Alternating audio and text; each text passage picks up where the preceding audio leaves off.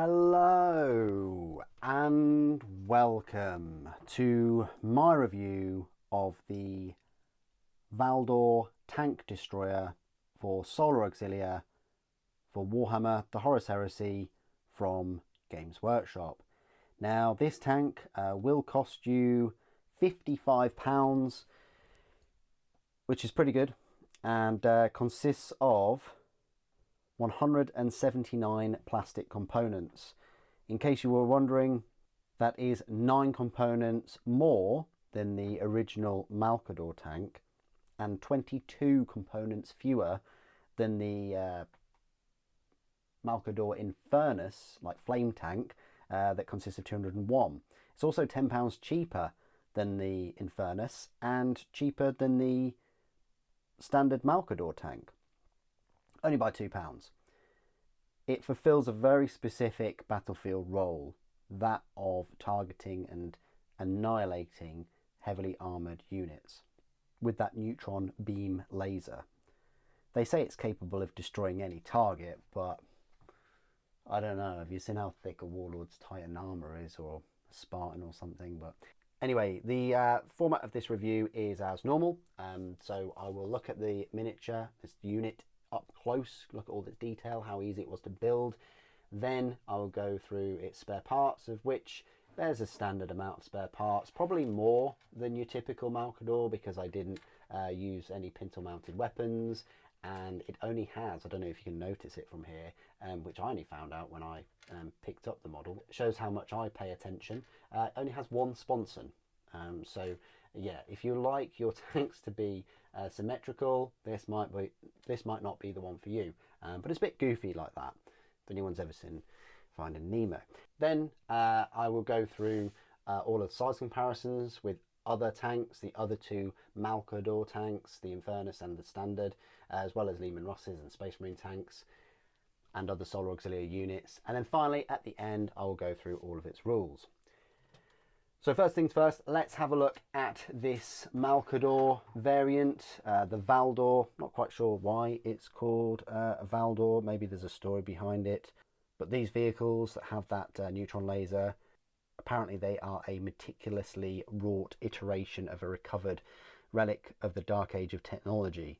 They're rare and they're in high demand, as the Solar Auxilia are called upon to fight the Legiones Astartes and their fighting vehicles. So that was the main use of them in the Horus Heresy, to go up against Legiones Astartes vehicles.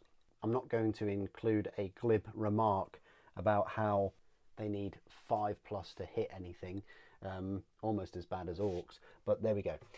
So this is the Valdor. It's an interesting tank. I think it's very smooth and streamlined, especially without that sponson on its left flank.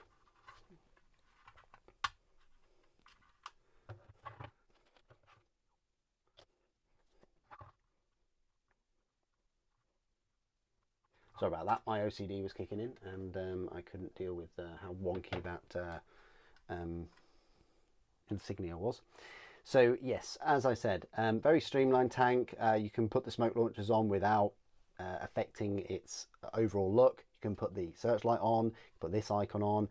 You can even slip in a hunter killer on the side. And then this is what the other side looks like. As I say, yeah, has this las cannon that doesn't have the, it's classic for Malcadors not to have a sponson that goes the full 180. It only goes to what, 130, maybe 140 degrees. For some reason they have this door hatch thing. Yeah, it baffles me why they don't have it center to the sponson armor itself, so it has a full 180 degree rotation, because if this thing gets attacked from from here, that angle, all the way around to there, if you just saw that, I went all the way around to there, then it's absolutely screwed. But yeah, you've got the trench skis on there as well. You don't have to put these on any of these tanks, but I just did. You've got the exhausts. This is a new part, this top canopy, which I completely messed up because I spilled a bit of glue on it. Whoops. and then you've got this canopy that houses the rest of the cannon in there. I did have second thoughts about gluing this top bit on so that I couldn't get my brush in there, and then I realised that I'll probably end up painting this in about 30 years. So yeah, I decided to glue it anyway. So that's the Valdor. Nice looking tank, streamlined, does a specific job. It would look cool if you had like 3 of them lined up, ready to absolutely obliterate a single Land Raider Spartan after it's fired both of its quad las cannons and wiped all of these tanks out. But there we go. Let's have a look at the spare parts then. So here they are. Well, that's not all of them, but that's some of them. You've got a little bit of a track cowling that would go there. You've got some, tubes and cabling. You've got the wrench. You've got a jerry can. You've got the majority of the sponson weapons there. I only, use the las cannon. So you've got the heavy flamer, heavy bolter, multi-laser and autocannon. And then I didn't really use hardly any of the vehicle upgrade sprue, like the dozer blade, all the pintle mounted weapons such as the heavy flamer, the multi-laser or the heavy stubber. Or I didn't use any of the fire commanders or tank commanders. I didn't use the dozer blade or these things. I didn't use one of the smoke launchers and the hatches, things like that. So yeah, you get a fair few spare parts, which I suppose you could use on other sort of Auxilia tanks.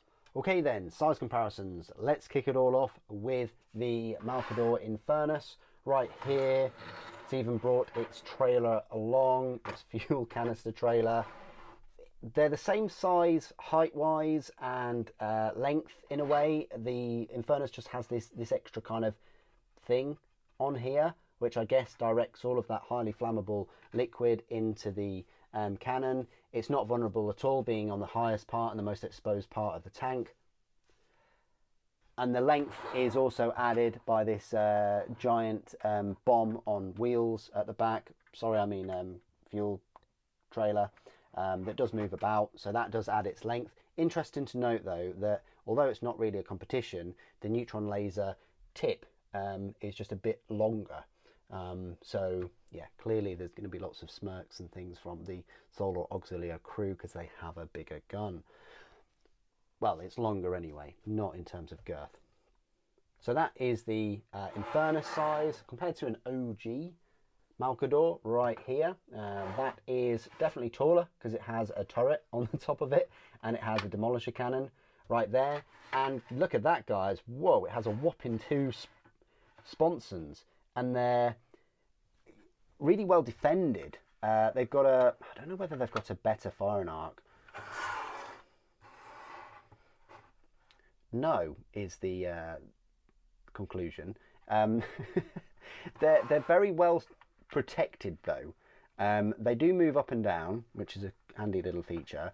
And where the gunner would be able to see what they're firing at is if they want to fire at something here, they have to go there. But then if they want to fire something over there, they can't just stay there and kind of do a side eye. They have to move round to this vent, to this viewing port, and then look at that. So there's a lot of running around before they get to aim that gun.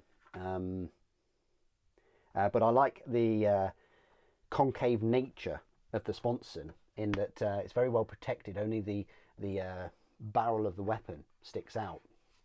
Anyway, I'm going off on a tangent about the Malcador. In terms of size, as I say, they're exactly the same length. If I had to bet some money, I'd probably say that the Valdor, just the tip is just a little bit longer. And this time it's girthier too. So that's where it compares to the Malcador. Standard Lehman Russ right here. It's going to be bigger than one of these with a bigger gun. And then the Basilisk. Oh, it'd be so cool if they made a bigger Basilisk with a much bigger Earthshaker cannon. But there we go. That's where this measures up. Looks quite dinky in comparison, doesn't it? But I do like the firing arc of the Basilisk. Okay, now I've shown you a lot of my tanks. Here's 2 more. We've got the Legiones Astartes Spartan. This is what I said, how you could have 3 of these lined up, all trying to fire at one of these. and then all of its las cannons just absolutely obliterate. You could have one quad las cannons for one Valdor, one for the other, and these twin linked at the front. And then by the time it gets there, because it's, you know, impervious to damage, it can use its multi-melter to finish anything off. And then it can unleash a load of Terminators to just squish anything that's remaining. But yeah, that's where it measures up next to a Spartan. It is a fair bit smaller. And then compared to a Sicaran, which probably is similar speed, isn't it? The Malcador is like 14-inch movement speed. Then you've got the Sicaran right here, and that's where that measures up. The Sicaran is a bit taller and a bit shorter in length. Okay, compared to some other Solar Auxilia models then, we do have the, I'm going to stick with the Heavy Sentinel, the Athean, because that was in you know, its main box set. So that's where it stands up next to that, next to it, next to the Valdor. And then we've got the Solar Auxilia infantry. So you've got a load of these infantry milling about. They're going to look quite cool next to this tank hunter. Really just showcases how big the Aethon Sentinel is. And then final comparison, just with some 40k minis, we've got Space Marine, Slime Marbo, and a Primaris. Not sure when you'd ever have a Primaris on the battlefield with this Solar Auxilia, but there we go. And then just because I also have Mark III and Mark VI Space Marines, so this is a bit better size comparison. If you're against Space Marines, yeah, that's where the tank measures up. I hope those size comparisons have helped.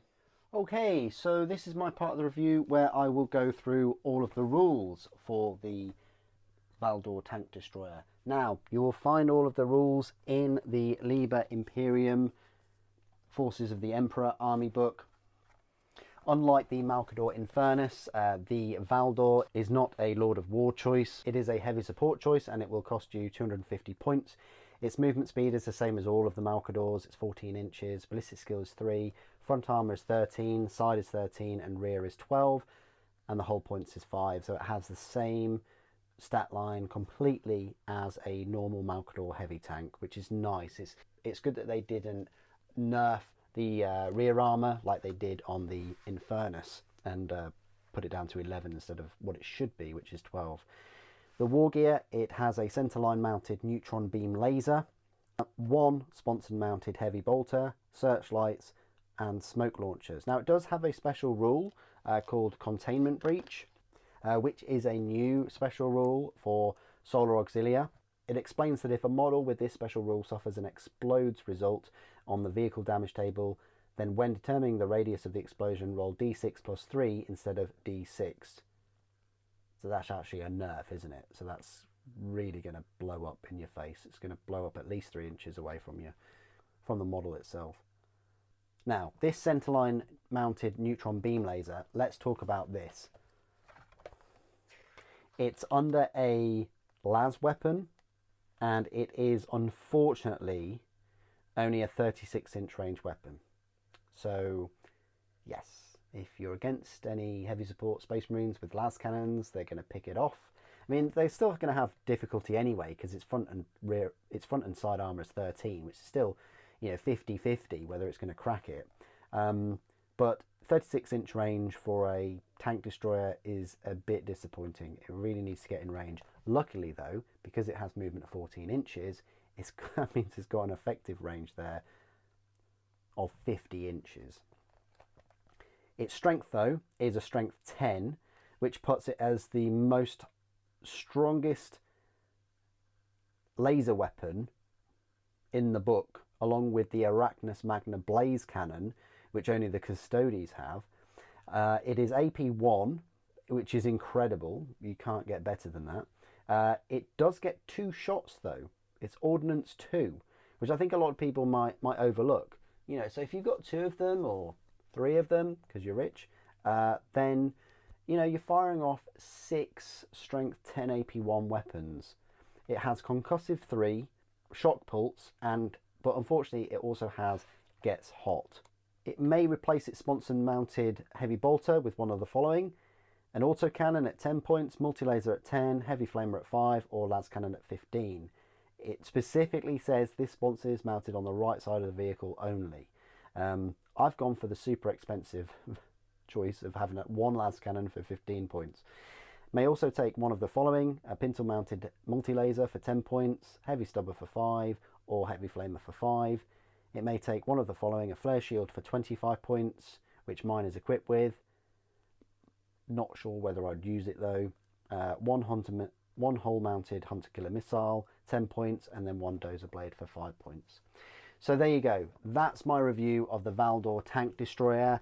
Never really been on my radar, but it's very nice to have something that is anti-armor in the Solar Auxilia force. You know, there's lots of, you know, battle cannons and las carbines and a sprinkling of las cannons, but to have something that is dedicated at dealing with Space Marine tanks, and with that strength of 10 and the armor penetration of 1 with 2 shots, is very nice indeed. What do you guys think of the Valdor tank destroyer? Do you like the aesthetics of it? Do you like the, you know, the long neutron laser that it's equipped with? What do you think of it having only one sponson? I mean, I understand why, because of the, you know, power required, you know, and all the coils and generators and things like that on the left hand side to build up that charge. But please do put your thoughts and opinions down below. It'd be good to hear from you. Thank you for watching. The Emperor Protects.